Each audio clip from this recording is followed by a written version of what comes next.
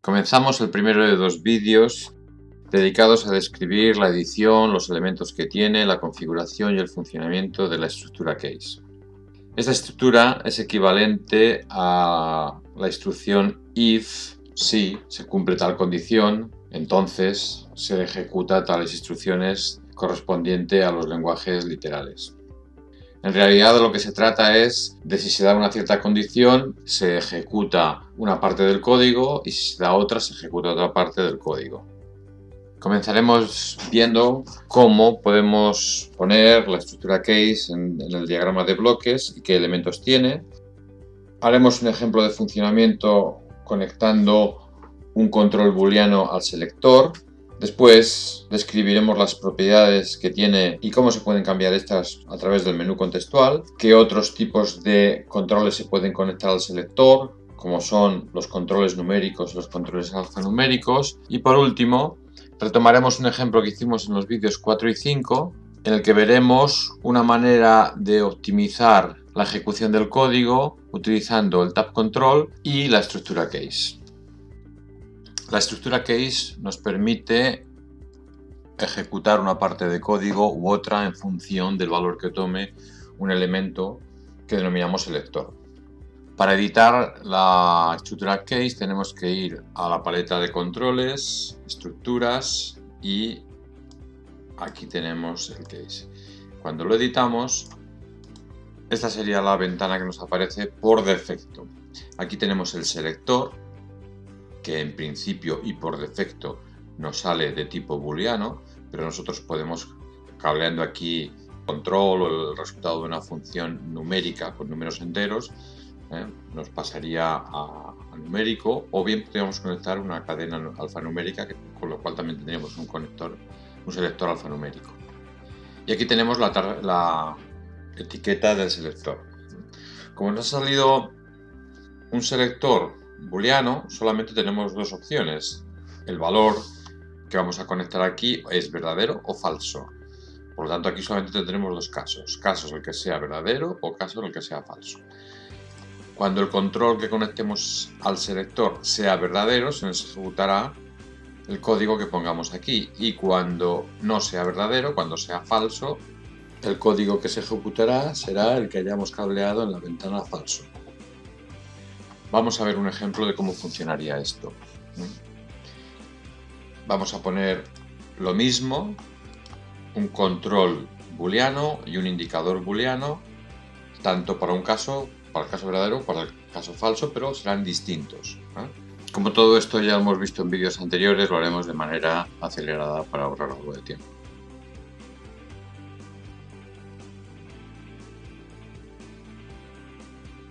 Bien, con esto tendríamos diseñado el panel frontal.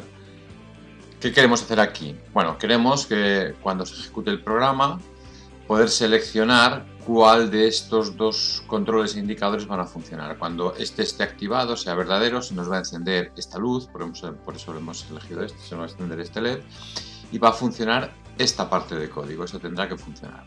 Cuando lo demos aquí, se nos activará, se nos encenderá el LED y cuando lo bajemos la palanca, pues al revés. Y cuando esto no esté activado, el que va a funcionar va a ser este y este no. Y luego tenemos el botón de stop para parar el programa, puesto que todos los programas sabemos que los tenemos que hacer dentro de un bucle while. Vamos a ver cómo tendríamos el diagrama de bloques. En el diagrama de bloques, bueno, estos dos están en la parte que tiene que ir verdadera y estos dos tienen que ir en la parte falsa. Solamente se trata de cablearlo.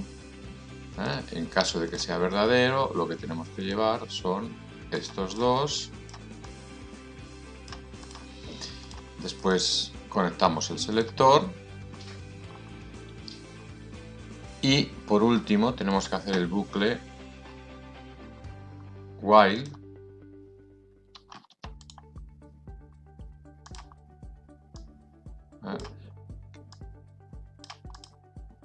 y parar el programa mediante el botón de stop.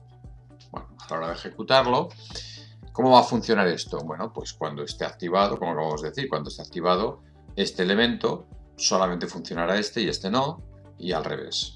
Es decir, que el case lo que hace es que hacemos una parte de código u otra parte de código. Sería el equivalente a lo que en otros lenguajes de programación sería una instrucción if se cumple tal condición, then, entonces vamos a tal línea o a tal otra, etcétera, etcétera. Vamos a ver que efectivamente funciona así. Ahora no está activado, por lo tanto lo que tiene que funcionar es este. Este funciona y este no. Dicho de otra manera, se está ejecutando este código correspondiente a false y no se está ejecutando lo que tenemos en verdadero. Si activamos esto, este ahora no funciona porque esa parte del código ya no se ejecuta y la que funciona es esta. Y por último, podemos hacer la parada del programa. Bueno, ya vemos que cuando editamos la estructura case, por defecto nos sale con un selector booleano y tendremos solamente dos casos, verdadero o falso, que son los que nos ponen aquí. En la etiqueta del selector podemos ver los casos que tenemos y en el caso que tenemos ahora mismo editado en la pantalla, o podemos movernos de uno al siguiente o al anterior, ¿no? Otra cosa que podemos observar es que el valor del selector booleano tenemos una conexión dentro del case que nos permite utilizarlo también dentro por si lo necesitáramos. En este caso funcionaría como un túnel. En cuanto a las propiedades de la estructura case, no son demasiadas.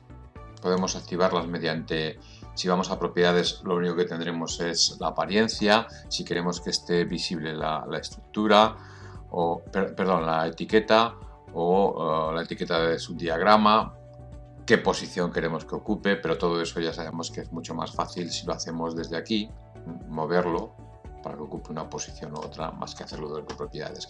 En cuanto al menú contextual, tampoco tiene muchas opciones.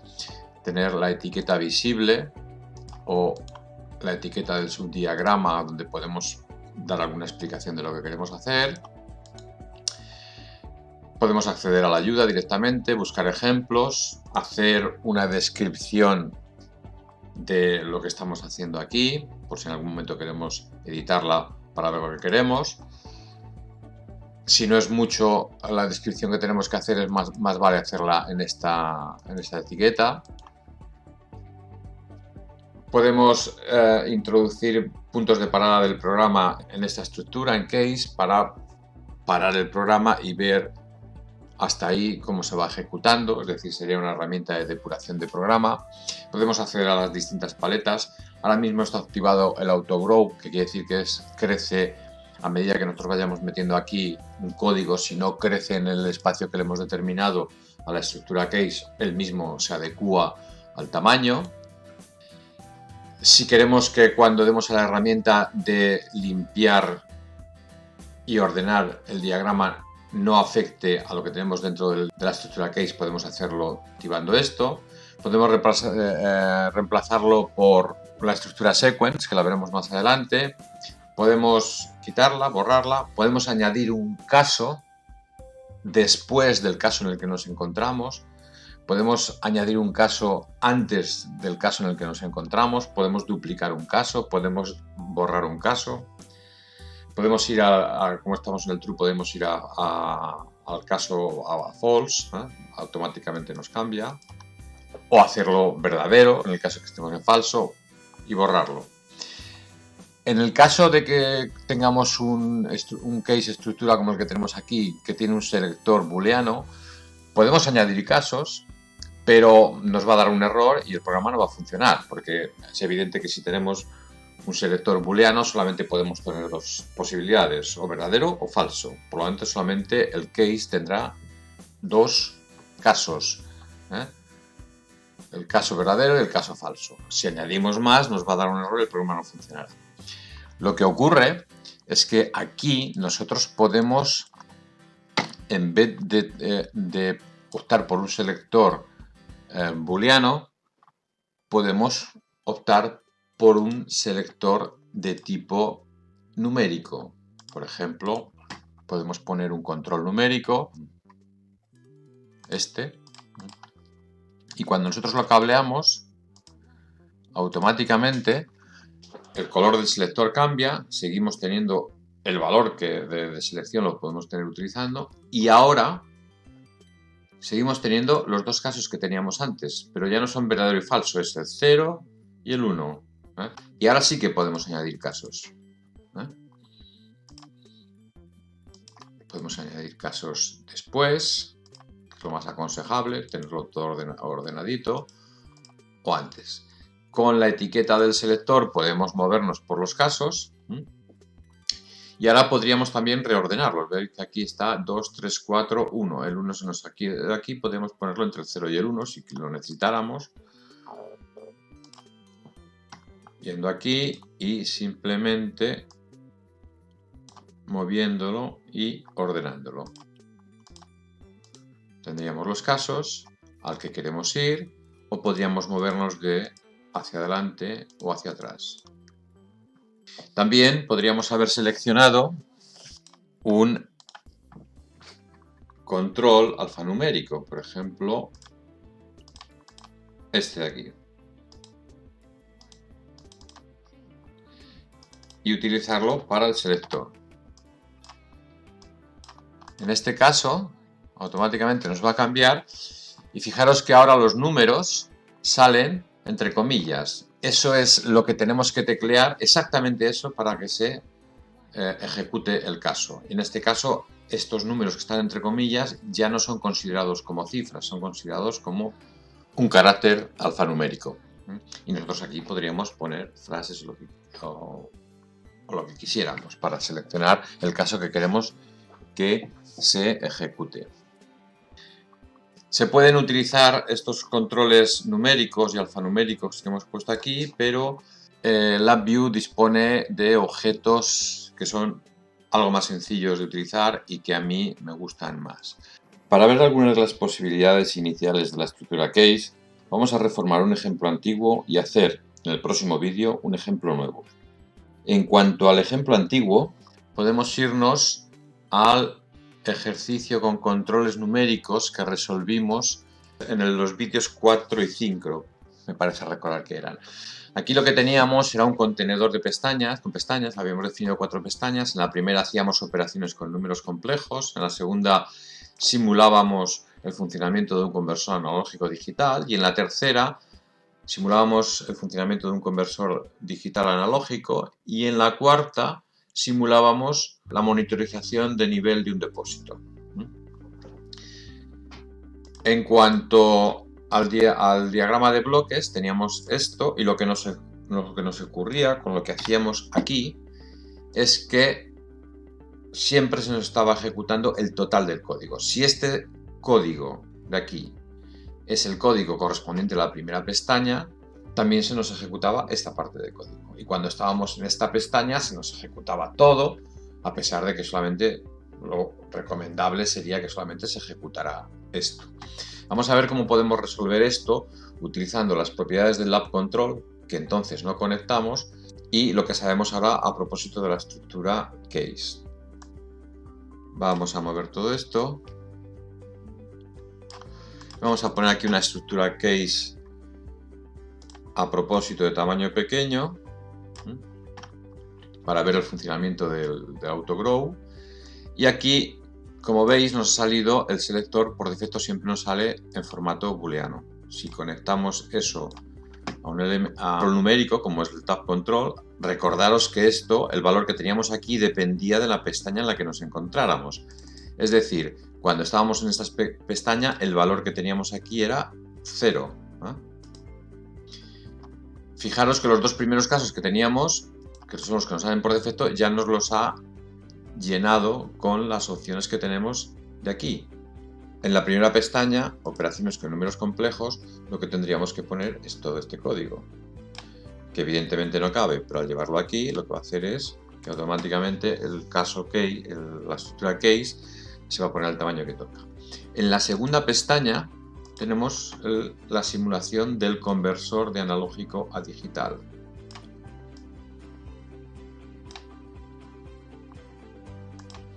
En la tercera ya no tenemos tercera pestaña, luego tenemos que crearla. Estamos en la pestaña 2, vamos, que se corresponde con el número 1. Tenemos que ir aquí y añadir un caso después. Conversor de digital a analógico, que es lo que tenemos aquí.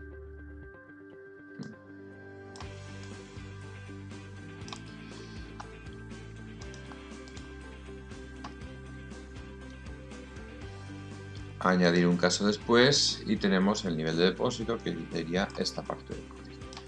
Todo esto lo podemos borrar, ya no nos sirve.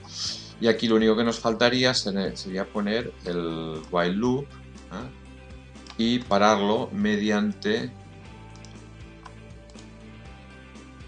un botón de stop por pantalla.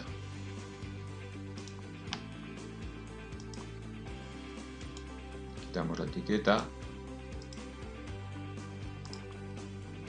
y lo cableamos aquí y estamos ya en condiciones de ejecutarlo. Lo que va a ocurrir ahora es que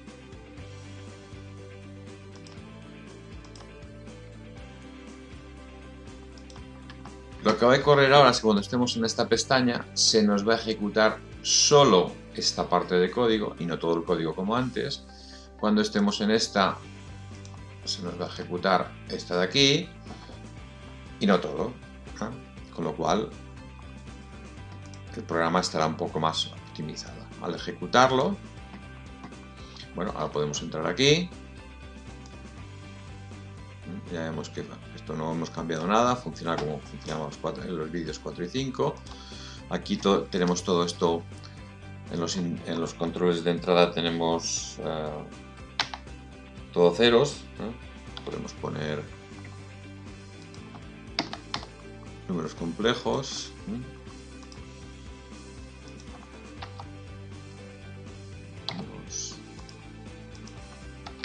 Dos.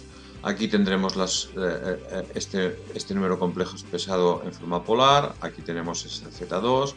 Aquí tenemos la suma de Z1 y Z2. Aquí la diferencia. Aquí el producto. Aquí la división. Aquí Z1 al cuadrado. Aquí Z2. O sea, aquí hay un error. La raíz cuadrada de Z2. Y Z2 elevado a Z1.